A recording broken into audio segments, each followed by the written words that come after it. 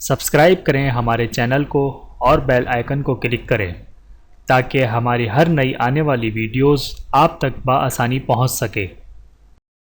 اعوذ باللہ من الشیطان الرجیم، بسم اللہ الرحمن الرحیم۔ تمام دیکھنے اور سننے والوں کو السلام علیکم ورحمۃ اللہ وبرکاتہ، اور میں آپ سب کو اپنے چینل میں خوش آمدید کہتا ہوں۔ اور آج کی ہماری اس ویڈیو کا عنوان ہے قرآن پاک میں 6 پھلوں کا ذکر۔ آئیے جانتے ہیں اس ویڈیو میں۔ بسم اللہ الرحمن الرحیم۔ قرآن پاک میں 6 پھلوں کے نام آئے ہیں۔ نمبر 1 انار، سورۃ الانعام آیت نمبر 99۔ نمبر 2 انجیر، سورۃ التین آیت نمبر 1۔ نمبر 3 زیتون، سورۃ التین آیت نمبر 1۔ نمبر 4 کیلا، سورۃ الواقعہ آیت نمبر 29۔